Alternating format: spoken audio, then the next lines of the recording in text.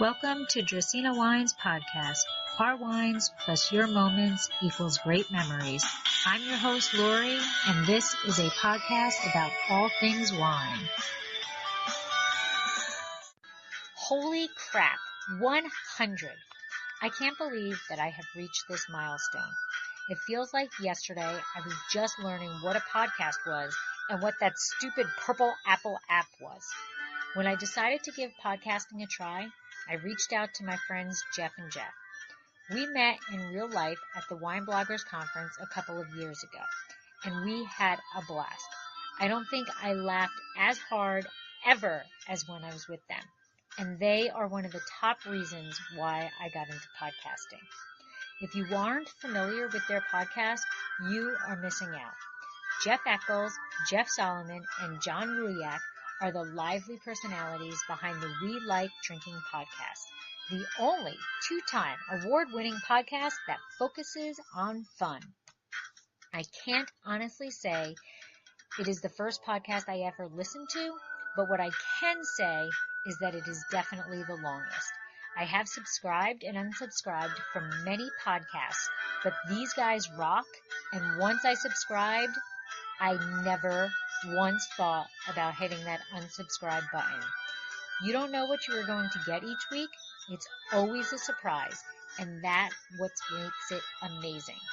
I continue to laugh my ass off week after week, and they are 220 plus weeks into podcasting. So when I sat down and thought what I wanted to do for my 100th, I wanted to talk to the guys who had a major role in me choosing to start down this path. They are witty, they are charming, and they are hilarious. So thank you guys for celebrating this podcast milestone with me, and thank you to all of you who listen in every week, because if it wasn't for you, I wouldn't continue doing this. Sláinte.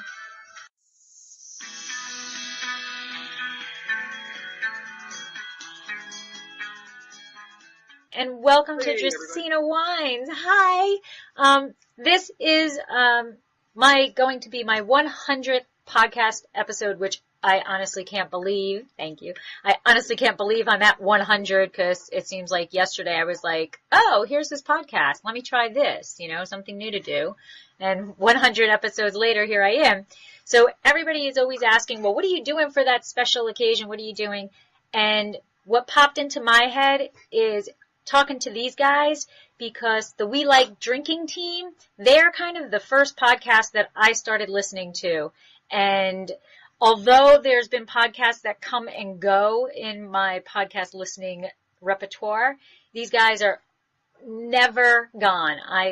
Friday morning, I get in my car, and no matter what I'm listening to, it shuts off, and the We Like Drinking comes on, so I can laugh my way to work, because by Friday I need to laugh my way to work. Oh, wow. Well, thank you, Lori. That's so kind of you. You're the best, Lori. We do anything for you. So thank you. I know you guys recorded last night, so I appreciate going back to back for me. I've had people look at me really weird driving because I'm laughing in my car and there's nobody else in the car with me. So, yeah. Thank you very much. You're welcome. Anyway, Solomon, you weren't on when I let them know that, but I thought that the proper way to introduce or to start off this podcast and tribute to you guys was to do a grape, hop, or pop, which I know you don't call it that anymore, but that's what sticks in my head. So I have a grape, hop, or pop for you guys. So awesome.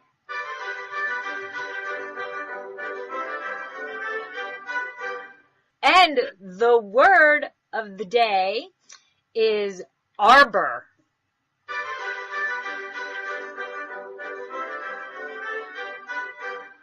No umlauts.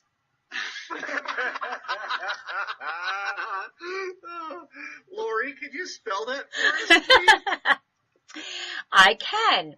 It is A-R-B-O-R. Arbor. Arbor. arbor. You know, I'd like to take this first, if y'all don't mind.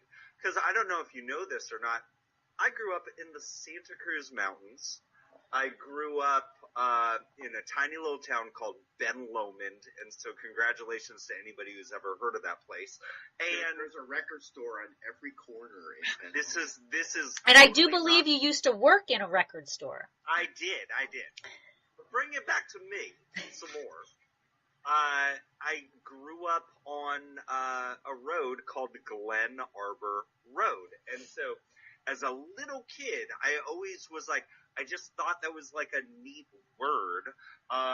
When I hear the word arbor, I think of trees. I think arboreal. I think of Arbor Day. I think what you're going for here, Lori, when you bring up arbor, is I think it has something to do with arbor mist, which is a wine cooler. So I'm going to say it's some sort of grape. When you're talking about arbor, you're talking about grapes. That's what I'm going with. All right. So my question is it grape hopper pop culture, or is it wine beer pop culture? Which one are we doing? It would be wine, beer, or pop culture. Okay. I am going to say this is a wine term as well, that has something to do with maybe a trellising, like the wood that you use to like create the trellis, something along those lines. All right. John? Yeah, I think at arbor, my grandparents always used to say, go out to the arbor, there's a box turtle out there. And like, okay, so it's a trellis that wines don't only grow up, but they grow over. So it almost creates like a cave type of deal. So there's vines everywhere creating kind of a little group. So it's probably like in some like really like old world region, you probably see a lot more arbor trellising just because it looked cool and it wasn't really like the best thing for the grapes. Oh. And if you're going to use it in arbor mist, that's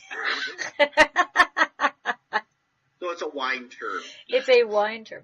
All right. Well, John, I actually picked this for you because So apparently we're all wrong. Because you always want a pop culture reference. Yes, he does. So I went with, it is kind of a combo wine and pop culture reference because April 14th is a big day for us. Well, not for Dracaena Wines, just for the world. Do you guys know what April 14th is? What's so important about that day? My wife's doing a triathlon. Oh. It's the day before taxes are due. Is it Arbor Day? It is not Arbor Day. It is the first episode of the final season of Game of Thrones. There you go. And Arbor is the largest island in southwestern Westeros. And they are known for the best, highest quality wine in all of the Game of Thrones world. Nice. Oh, wow. Sure, you're saying this to somebody who, number one, doesn't watch the show, but number two, I got Dish Network, and apparently they're not getting along with HBO anymore, so I couldn't watch it if I wanted to. Oh, I would have to change. Dish Network. I'm sorry, I'm burning bridges. Can I swear on this show? Absolutely. Yeah, you're the worst. Go sit on Attack, Dish Network. More like jerks that don't give me HBO. Yeah. Wow. That's all I got. Wow. You better get a buddy real soon so you can watch, because although if you watch the final episode, the final season, you're not going to know what the hell's going on. But, yeah, nothing like coming in on the last season. Yeah. I think that's what I'm going to do. I'm just going to watch episode 5 of the last season and draw all conclusions from that. There's a lot of sex in that last episode, so there you go. It pretty much is sex from the beginning to the end, and a few deaths in between. Well, isn't that series in a nutshell? Yeah, exactly. Pretty much. I actually read all of the books.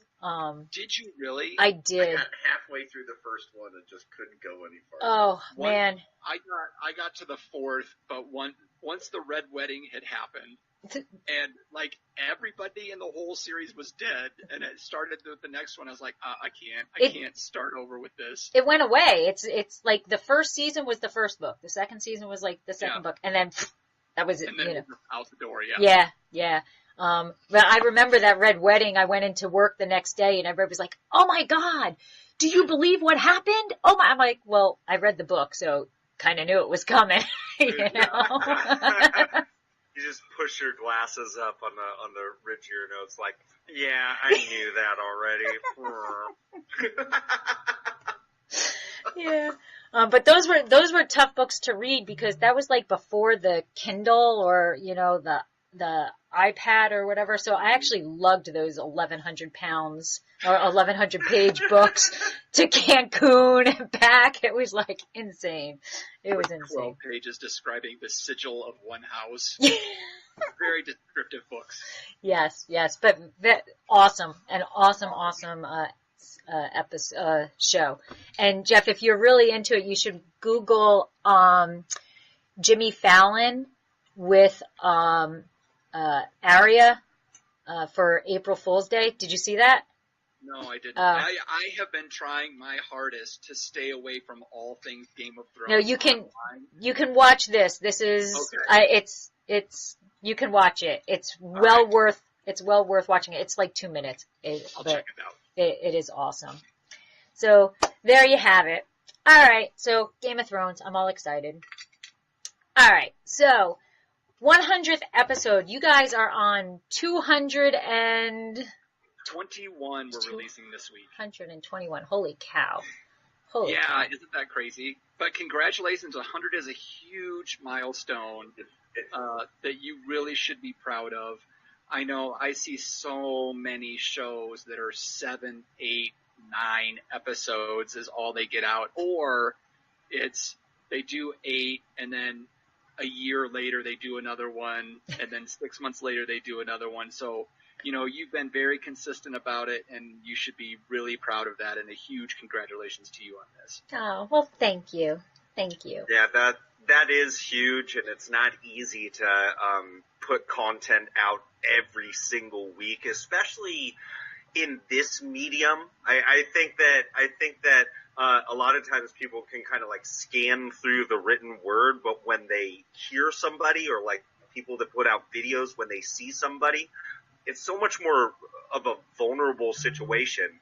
And I know, especially like for me, as a guy that says every other word, like that's something like I listen and I listen to myself and I cringe sometimes, and I'm so fearful of what other folks are going to say. But I've found that folks have always been positive towards us and our podcast, and I'm just so happy that you've been sticking with it that long. And I hope that we don't look at episode 100 as, okay, I made it, now I'm done. You gotta keep plugging away. Keep going. You gotta, you know, hopefully you'll always be 121 episodes behind, but.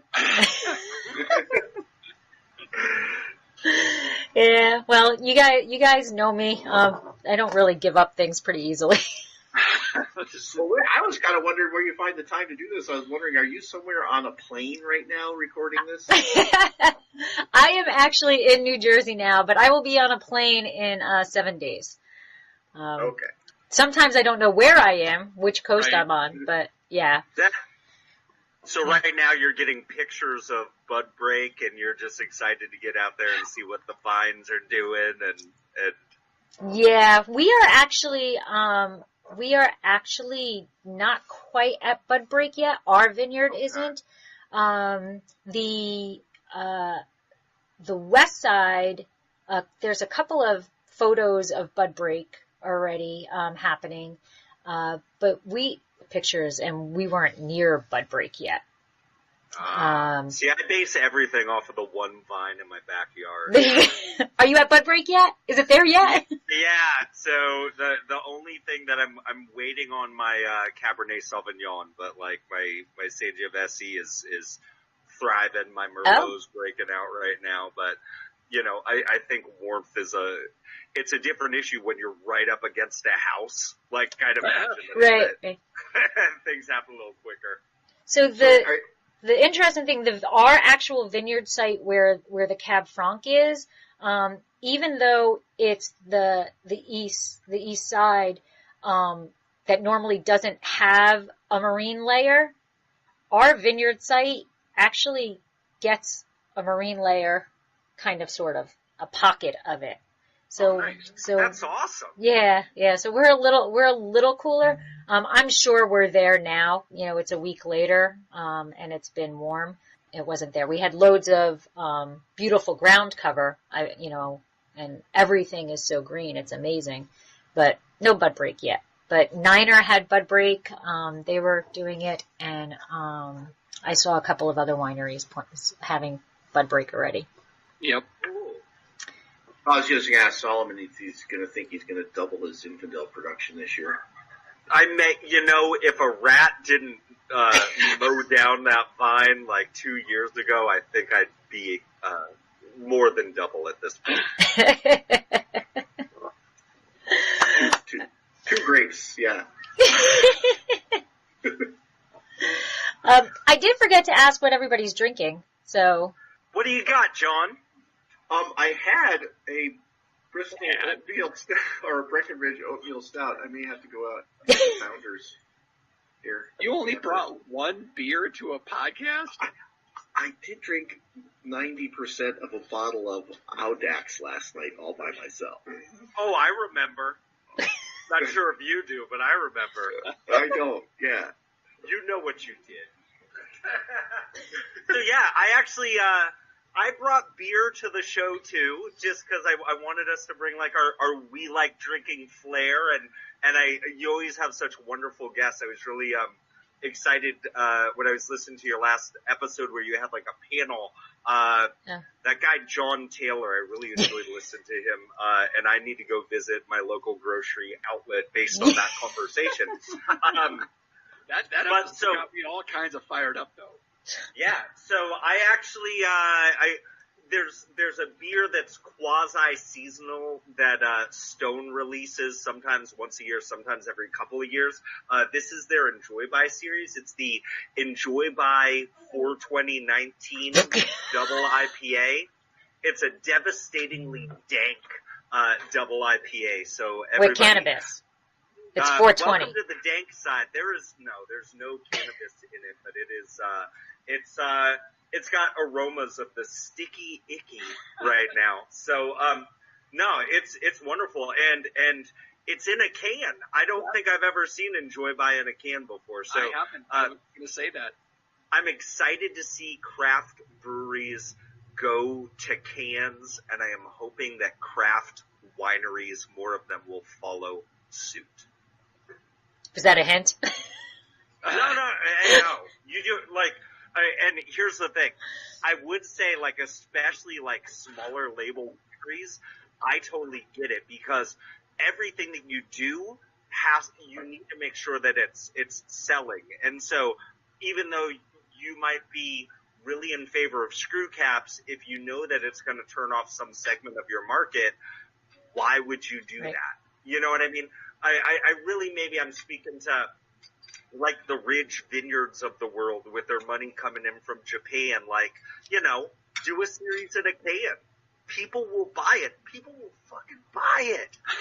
Do you know, are you familiar with Fiction Wine? No. Fiction Wine has a whole line of canned wine. They actually have a wine club. One of their wine club options is all cans. Oh, really? Yeah. It's good stuff, too. It's really good stuff. It's good? Yeah, it's good. Awesome. Yeah. The biggest problem is that you're drinking a can of wine, like this. You're knocking it back like a Dr. Pepper. Yeah. It's one thing about cans is I still like to pour it into a glass. I don't like to pull it straight out of the can. Yeah. But even if you're pouring it into the glass, your mindset is, oh, it's a can. Right. Versus, oh, I just drank a whole bottle. It's... John. Yeah. What? Why is everybody looking at me? So I am going with the Domaine Font de Michel Chateauneuf de Oh. Pop. I got a little CDP here. This is 2016. Actually had this a few weeks ago on the show, but thanks to my little repour, I'm able to finish it off tonight. Very nice. I liked that one. It was a very good one. Yeah, I still haven't opened the white. Look at Oh, this guy, White Cat. ever the businessman. He's like, here's the Chateauneuf de Pop I got from our sponsor, and I used a repour to keep it fresh. Who else you want to plug on somebody else's show? Whoever I want. ABS, always be selling. Always be selling. Always be selling. Absolutely. This And how about you? I am drinking a sample also, Colomé Estate Malbec, but it was sent. It's actually owned by the Hess Collection. So Okay. Donald Hess, Napa wasn't enough. Wanted to go out and explore some more, and purchased 2 different wineries. So Colomé is actually the oldest working winery in the state, in the country of Argentina. So it's been producing wine since 1831. Wow. Yeah. That totally makes sense. Like anybody who's ever visited the Hess collection in Napa, one of the really neat things about it is it's this wonderful art museum where you can get your taste and then just walk around and look at some crazy exhibits. So it kind of makes sense. Like, let me buy up like the most fascinating historical place in all of Argentina. Yes. So that sounds wonderful. Yeah. Actually. Yeah, and that the art exhibits are amazing at Hess. The only problem is getting to Hess is like the road is, all spiral, and unless I'm driving, I'm yakking. So See, I don't know if you know this or not, but I grew up in the Santa Cruz Mountains, so driving windy roads is my thing. I can Mountains drive are it. Beautiful. I can drive it. I just can't be the passenger in it. It's But then you can't. You know what then really you can't helps drink. If you're the passenger, just read a book while you're doing oh it. yeah. I'll grab that 1,100-page Game of Thrones book and. There you go. Just bring a little Dixie cup in case you spew. Oh. A little bit of color plate on that. Color plates in the middle of that Game of Thrones book. All right, so let's get to interviewing you guys. How did you guys get together? Who came up with the podcast idea? Well, I don't know if you remember, we used to have a gentleman on the show named Jim Myers. He was also the beer guy. When we first launched, we had 2 beer guys and 2 wine guys. And so Jim and John and I were all on a hockey team here in Colorado Springs together. And we have another gentleman on our show named Sean, and he had a website called We Like Shooting, and it was focused on Second Amendment and firearm reviews and that kind of stuff. And they decided to start up a podcast, and it blew up. And so we were watching this blow up, and we were talking about it after hockey one night, and it was like, why don't we have a We Like Drinking website? I mean, we've got a brewer, and we got 2 guys that like to home brew. I'm a certified specialist of wine. We've got all this knowledge, and we love to do it. We love to hang out. So let's start a show, or let's start a website. I think we started off with the podcast, too. And so we're like, okay, we've got 2 beer guys and a wine guy. We need another wine guy. And I'm like, I've got just the guy. I got this cool guy down in California. We'll be able to make it work. And so I called him. Somehow I had his number. I don't know how I even had your number at the time. I think I may have to message you on Twitter to get your number. And I was like, called him, and I'm like, hey, man, we're going to start a podcast. Do you want to? And he said, I'm in. I didn't even get to finish the question. And he was, yeah, I'm in. I'm totally down. Let's do that. That's how it got started. Yeah, Eckles called me at just the right time because, Eckles and I we met online, bro, which sounds really cool. We met online because we both had our own wine blogs before all of this, and both of us around the same time were making our own wine videos, and we would actually see each other's posts and comment on that. I think we both would run into each other quite a bit in the comment section of Wine Library TV and the Daily Grape. And so, we were just kind of aware of each other. We just, started a little friendship in terms of like, we'd see each other's videos and we'd comment on each other and yeah, it was kind of neat. So around the time I had my first son, and now I got my third on the way, around that time I slowed down with making videos because it takes a long time. And when Eckles gave me this call and he said, "Look, man, all I need is you committed to an hour a week sitting in front of your TV, drinking and talking trash." I said, "I don't have to do anything else." He said, "No, man." I said, "I am good. I'm your guy." and I say this not just because it's a little wacky to say it, but I also say it to let everybody know that I don't think Jeff Eckles gets enough credit for how much work he puts into really making our podcast happen.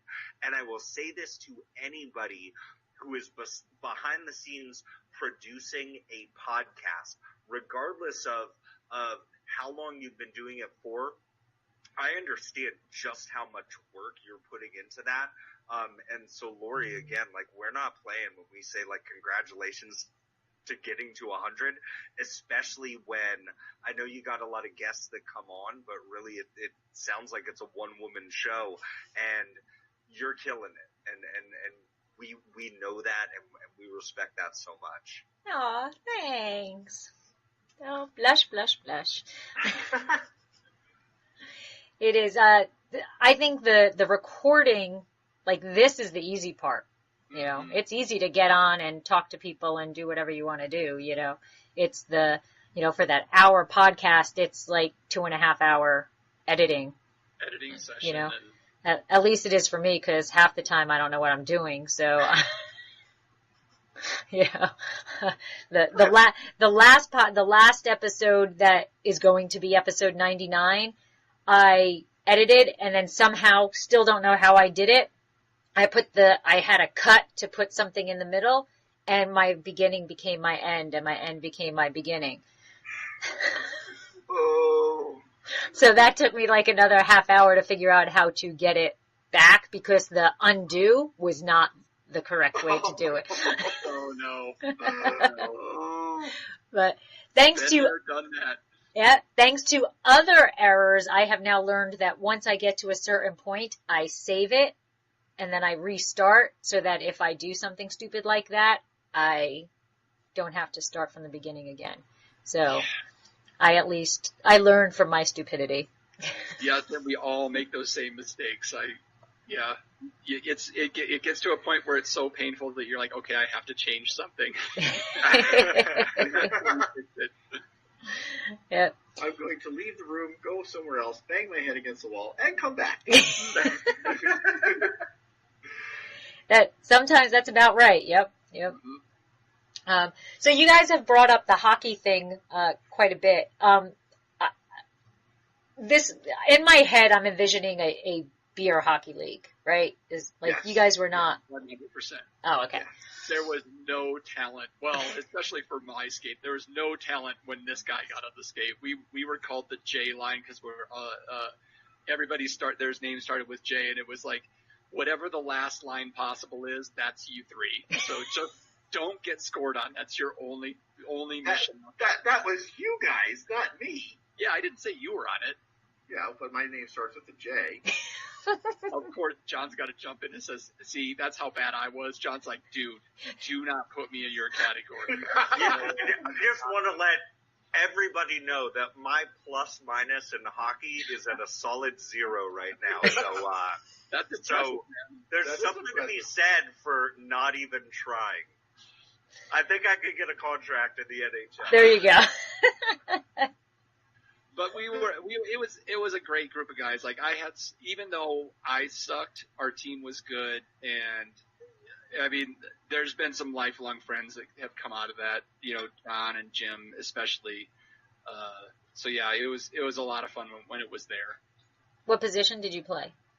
I was generally a winger and then moved to center towards the end because I was more of the Energizer Bunny than anybody else. Yeah. Jeff has some wheels. He didn't know where the wheels were going, but at least they were turning. Well, I got to, one of my highlights of my life was meeting Ty Domi. Oh, really? Oh my God, I loved that man. I loved. He didn't punch you, did he? No, he hugged me, and I got an XOXO on my jacket. There you go. That is still in the plastic because my husband refuses to let me hang it in the house. But he was signing autographs someplace, and I went to the sports place early because I thought like everybody wants to meet Ty Domi, not really the case, but so I got there and I had my Rangers jacket and I had a photograph of him and I wanted him to sign them both. So I gave him my jacket first and he signs it to Lori, XOXO, love Ty Domi. And I was like, whatever. Pretty much the only words that came out of my mouth were, I love you. And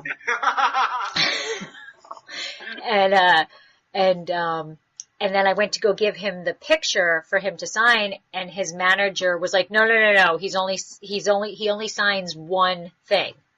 And I was like, whatever. I'm so upset. And he looked at the photo, and the photo was an amazing shot that I took. I was in the front row right up against the glass, and he was in a fight.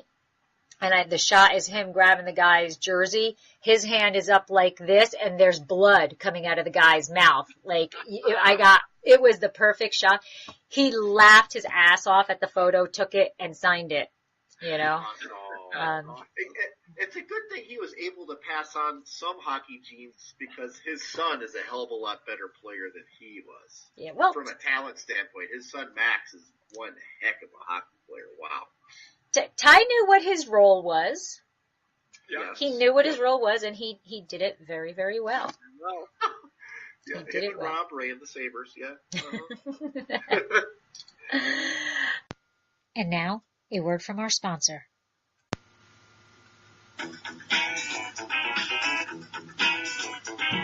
Did you know that Dracaena Wines now has a wine club? We named it the Chalk Club. Draco is on our label, but Vegas was getting a little jealous, so we decided he deserved to be our club spokesdog. In Las Vegas, betting chalk means that you are betting on all of the favorites. We are betting that we are one of your favorite wineries, so we thought the name was apropos. The club is simple, yet a bit different than most. When you wager on us, we will ship you 3 bottles of wine twice a year, once in April and once in September.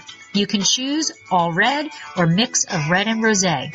You immediately receive 15% off of all your wine purchases throughout the year, but what makes our club stand out is the progressive discount. Let your club membership ride into the next year. Your discount increases. Each year you parlay your membership, you receive an additional 5% off up to a planned maximum of 25%. Your club shipments are discounted to a flat $15, plus we'll cover your club shipping cost for your second shipment.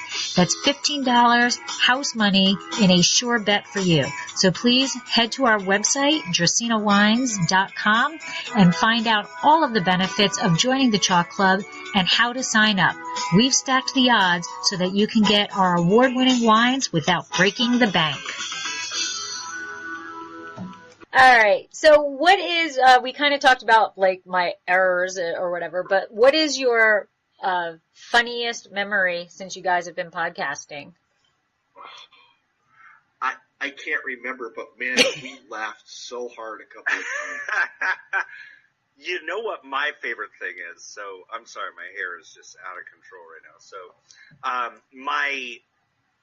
my favorite thing is, so I live here in Gilroy, California, which is on the outskirts of Santa Clara County in the hub of the Silicon Valley. And I have the worst internet connection out of anybody on this show. And there was a period of time where I could just bank on it. Like, we would start the show, and 5 minutes in, I could just count it down, 3, 2, 1. My internet was toast, and everybody was a robot. And we're recording this one episode, and I am just so frustrated. I just throw my headset down, and I pick up the phone, and while we're recording, I'm screaming at my internet provider, and they're busted up, and I'm like, I don't care if this makes it on the air. My internet sucks anyways. They probably can't hear this. I need to take care of this now. I love capturing those real moments. And so, like, I love when I or anybody else on the show just gets genuinely fired up about stuff, right? Because I love that as a listener of the podcast, you have no choice. You have to hear me and you can't say anything back. I can't, the funniest things, I can't remember them. I just know there's so many that my side hurts so much doing it on the show, and then walking the dogs, like, after the show's released and listening it while I'm walking around the neighborhood, and I'm just, here comes that crazy dude the last 2 blocks, and he's just laughing his ass off while he's walking his dog. And I'm like, oh my God. There's just so many funny things. 200 shows. Almost every one of them, there's at least a really good laugh, and a couple of them have just been layout on the floor hilarious. I wish I could remember them, but there's just so many. It's just so fun. Yeah. So I can't think of any real specific moments. I can think of a couple. Stabbing Chewbacca, and I wasn't even on that show. Stabbing Chewbacca is one of my favorites. But there's a consistently funny thing that there's a lot of consistently funny things that happen on the show. More when we did smoked whale testicles a lot. But we got to a point where we started prepping people about the things that we would do that would probably catch them off guard. But for a while we didn't, or sometimes we wouldn't. And just to see the reaction on someone's face when John would start talking, we're sitting there talking about, something to do with salinity or something in a wine, and all of a sudden John says something about smoked whale testicles, and see the eyes on the guest just get plate-sized looking at us. Yeah. Or there's this other thing we do at the end of our show where I'll say thanks again for joining us at the We Like Drinking podcast, and we kind of all in this sing-songing voice say, where you never drink alone, but we all punch our camera. I don't know why we do it. It was something, I think I came up with it like in episode 4 or 5, but we've always done it. And so we always prep the guest about that it's going to happen. But an hour and a half later, they're not remembering it. So we start doing it, and we're always like this. The guest can't see it, but I've got my hand back behind me, and I'm like wrapping it up like I'm going to throw a big right hook. And once we start doing it, the guest remembers. And sometimes you can even hear it. You can even hear them be like, oh, and so they jump in. And they're just laughing when they get done with it. And so Jeff is, for Solomon, it's when people get fired up. But for me, it's when we generally get them laughing, like truly laughing, not like on a show laughing, but when they get laughing at something. Those are consistently the moments that I love the best. I don't think we prepped Madeline Puckett for smoked whale testicles. No, we did not. We didn't, and I think that was right after Madeline was on the show that we started prepping people. Yeah. You just went, ooh, and all the color went out of her face. Like, what the F did I get myself into? There's that moment too, a lot at the beginning of the show where the people are like, you can tell. I've got to the point now where I ask them, like, have you ever listened to one of our shows? And they'll be like, no. I'm like, well, you're in for something, man. And 3 minutes in, you can just see them like, deer in headlights.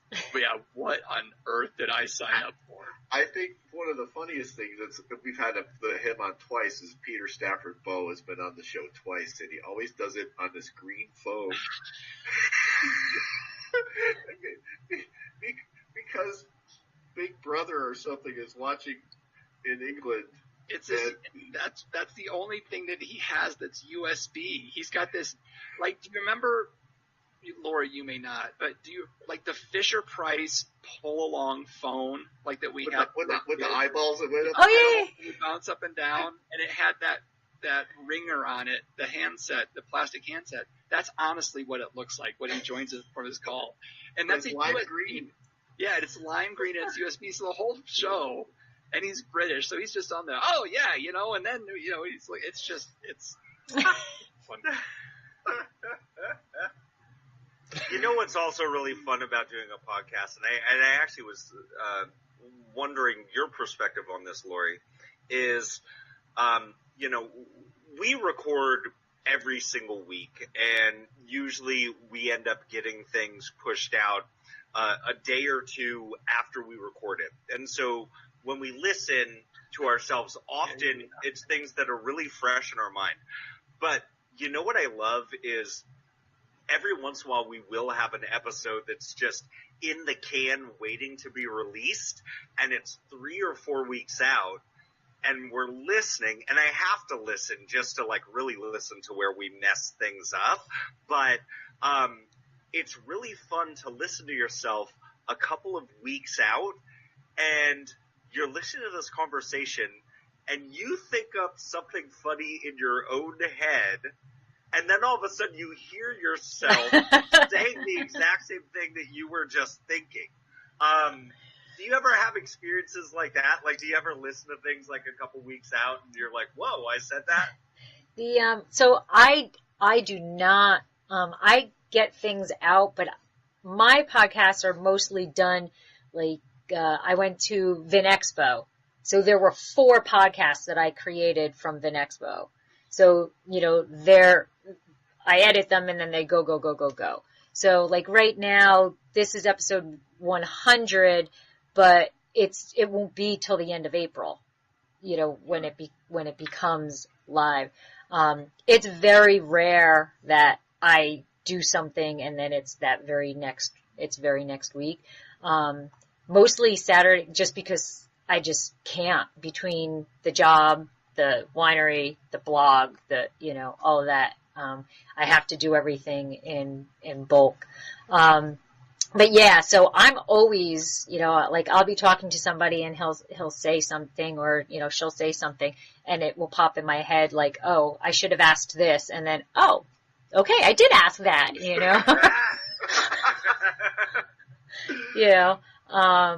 and sometimes I'm really, really grateful that there isn't a video, and they were saying something that just was not right. That just it was not right. And they were going off, and I'm like, yeah. And then, they stopped talking, and I was like, well, that's really, that's a very odd statement, because, from my understanding, that's kind of illegal, what what you're saying. Hello, I can, we're the only ones who can do this. And I'm like, oh, all right, if you're the only ones who can do it, but pretty sure you can't, I read somewhere that people who say are more intelligent than.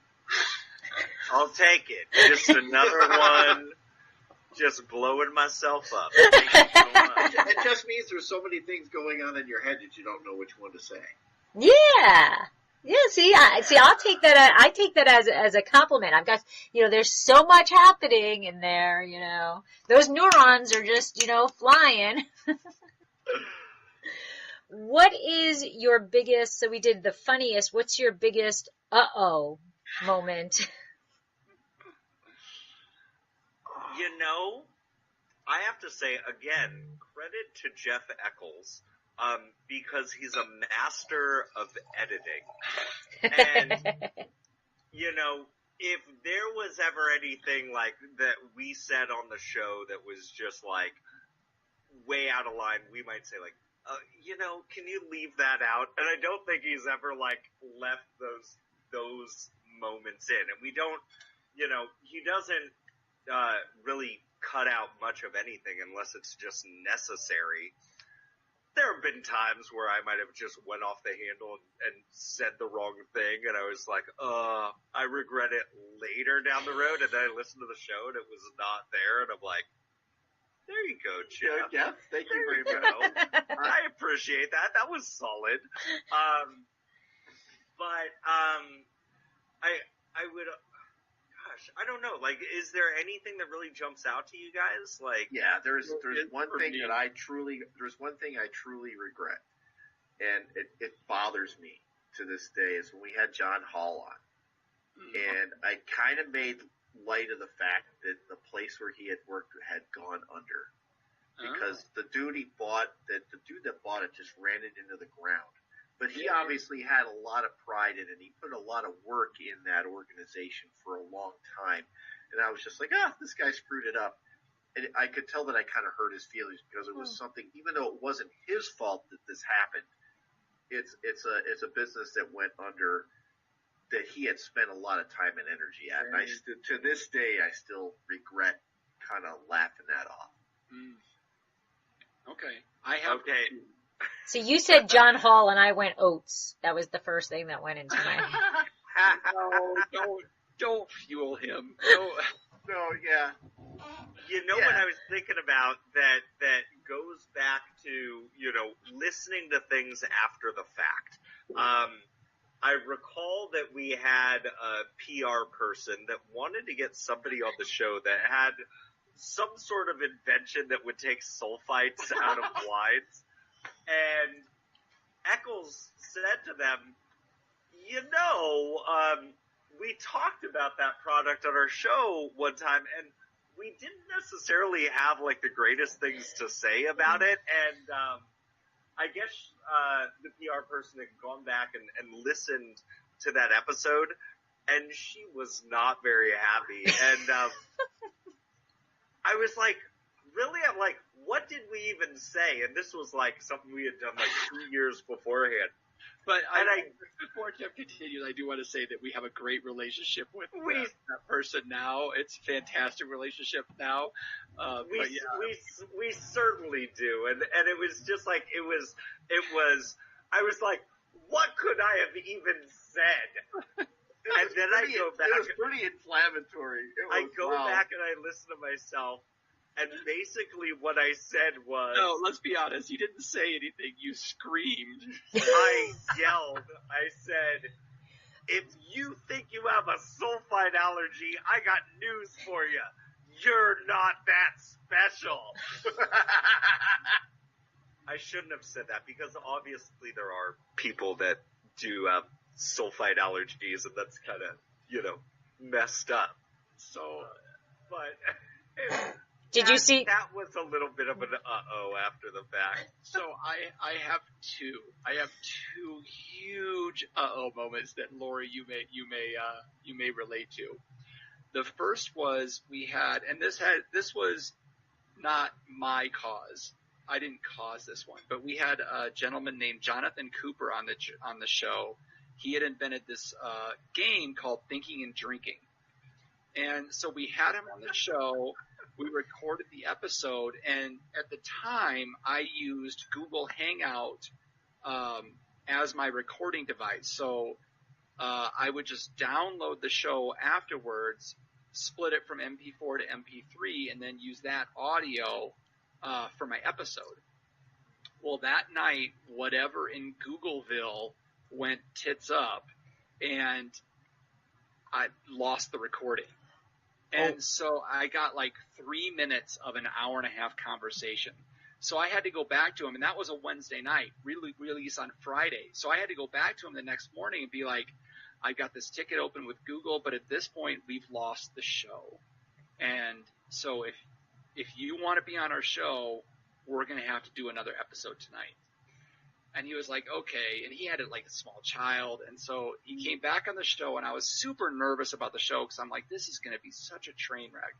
And I remember because generally when we have a guest on the show, we're like, can you record an intro for us? Like a pre-launch. And he's like, yeah. And he's like, so I'm here on the We Like Drinking show. And he's like, where you never drink alone. And sometimes you have to do it twice. 2 nights in a row, or something like that. It's the best pre-show. It is, but we all lost it. We all just started laughing. And I wasn't even on that one. Yeah, so that was one, and then the second one was a point where I thought the show might not survive. So we had done a blind white wine tasting for like our tasting episode, right? And so we record the show, so it's blind, so we all taste it, and then we pour it, and then we reveal it. I get done with the show, 2 things happen. At this point, I was recording on Audacity and doing the Google Hangout as a backup. I never hit go live on the Google Hangout, and I never hit record on Audacity. So we did an entire show of blind white wine tasting and never recorded a second of it. And so I had to, everybody was still on, and I looked at it, and I was like, oh my God, you guys, we didn't record anything. And I saw John just kind of slump. I saw Jeff just go red, and I've never seen Solomon that mad before. He left the room. He left the room. He was like, the Chardonnay I drank that night was horrible. It was that was a rough one. That's true.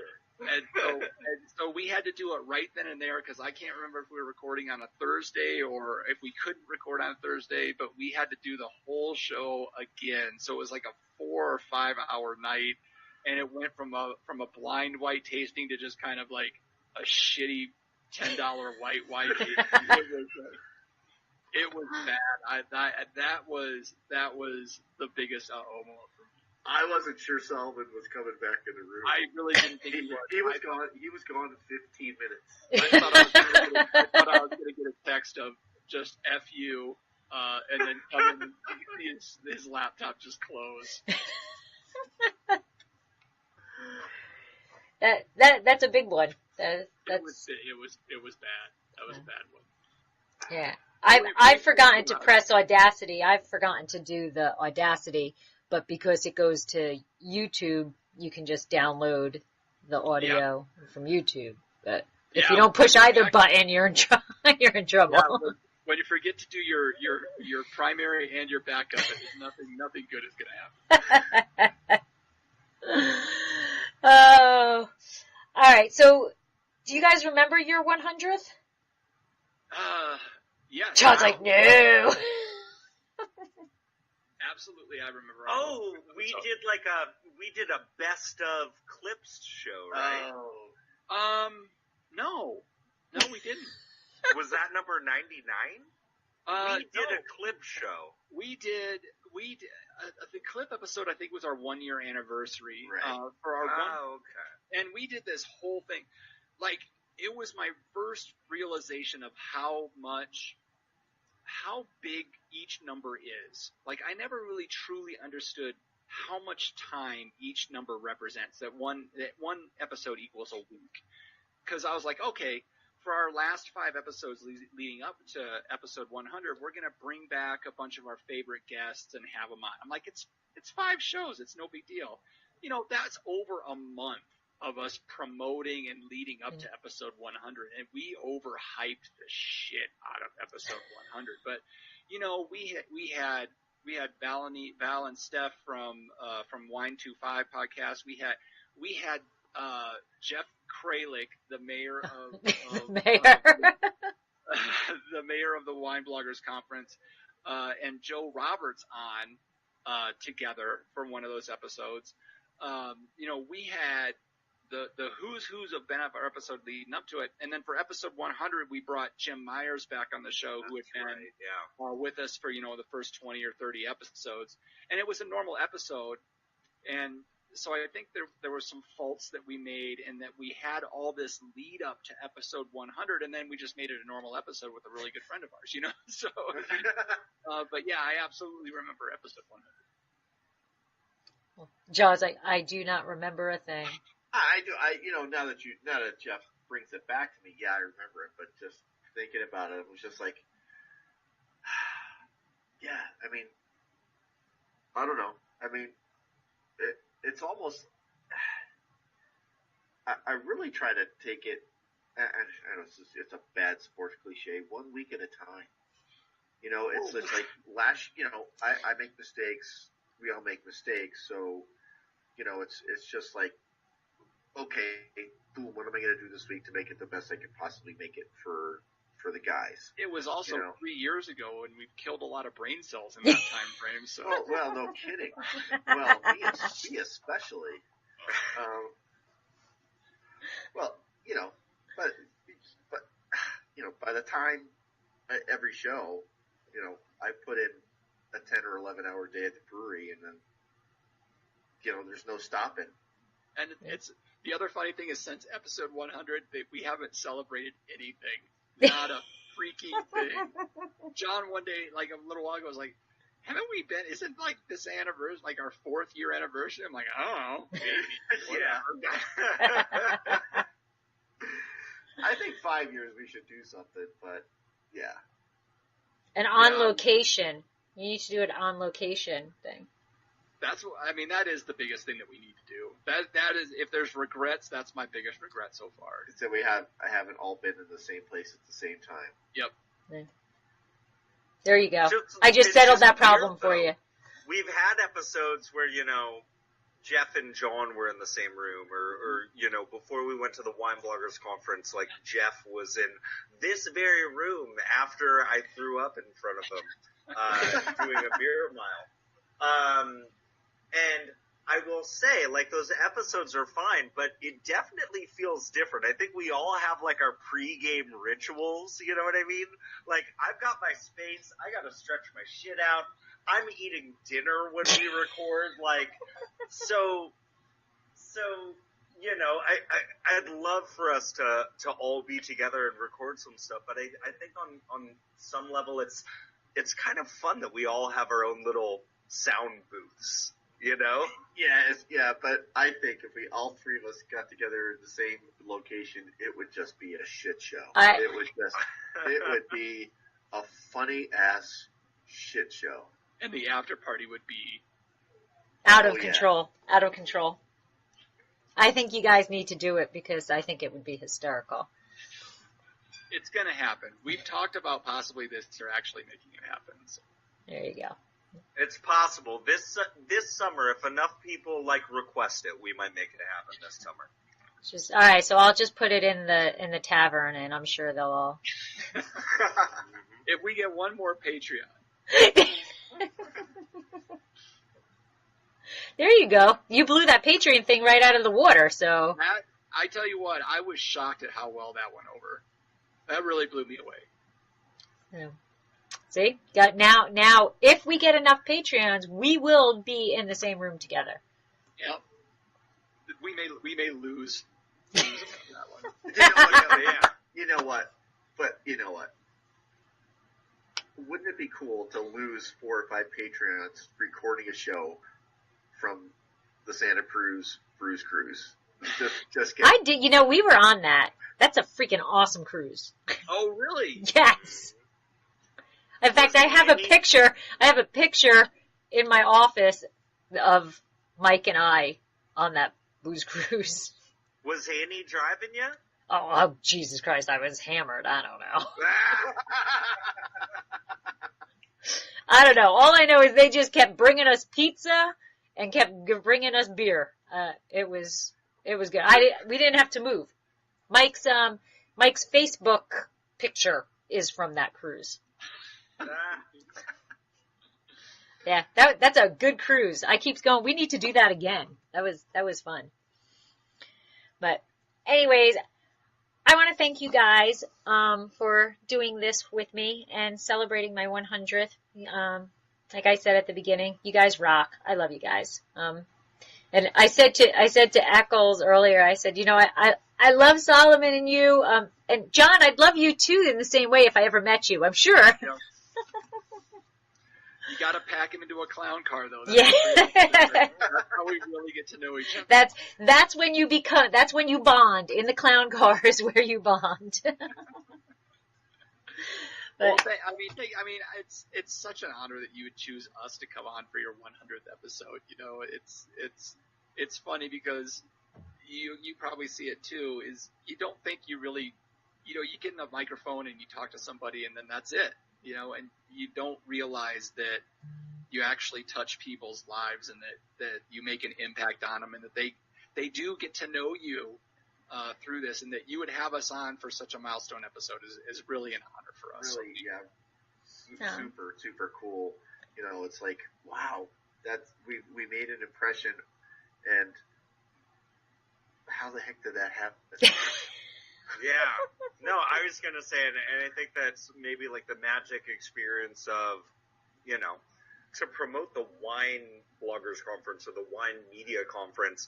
I was thinking about, you leaned over to me at one point, Lori, and you said something about our podcast. I'm like, wait a second, you listen to our podcast? And I'm like, huh? And I'm like, nobody listens to our podcast. You're like, no, let me tell you about your podcast. And I'm like, what? Huh? And so it's super awesome just to even like know that anybody's out there listening, and it's so fun to just listen to other people just doing great things with this medium, in this space, about this subject. And Lori, you're killing it. We can't say enough great things about you. Aw, thank you. Thank you. I gotta say, Lori, though, I really thought for this episode that you would have shipped out 3 bottles of your Super Blue Blood Moon rosé.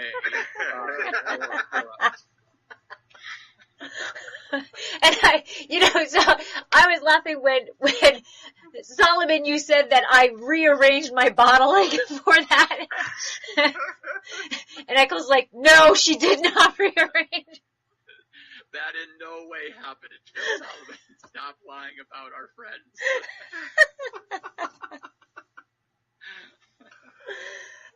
This year it was bottled on Valentine's Day.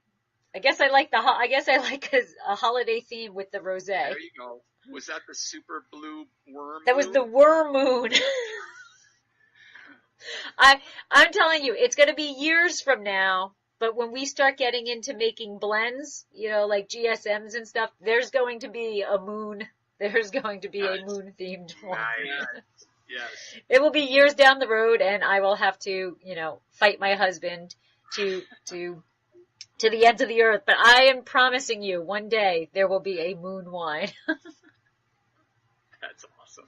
I can't wait. Sometimes you just have to do things to entertain yourself, That's right. That's right. Anyway, well, thank you very much. I appreciate it so much. And you guys are awesome. You guys really are. And thank you for making me laugh for 200 some odd episodes, whatever number you are at. I really do. You guys, you have episodes that are educating, that are educational. You have episodes that are just downright hysterical. And your chemistry together is outrageous. You guys work well together. So I raise a glass to you guys. Thank you so much. All right. Cheers. Yeah. Cheers. Cheers. Slancha. Thanks for listening to Dracaena Wines Podcast. If you have suggestions on what topics you would like us to discuss, please reach out to us on social media. You can find us on Twitter, Instagram, Pinterest, YouTube, Facebook, Snapchat, Google, and Periscope as @Dracaena Wines. I am also on LinkedIn as Lori Hoyt Budd, or email us at dracaenawines.com. If you enjoyed our podcast, please subscribe and leave us a review on your favorite podcast catcher to help others find us more easily. We are found on all of your favorite aggregators. To subscribe easily to iTunes, go to bit.ly/Dracaena Podcast. That's bit.ly/Dracaena Podcast. And that's a capital D for Dracaena and capital P for podcast. Please check out our award-winning wines and find out about our wine club at dracaenawines.com. And remember to always pursue your passion. Slancha.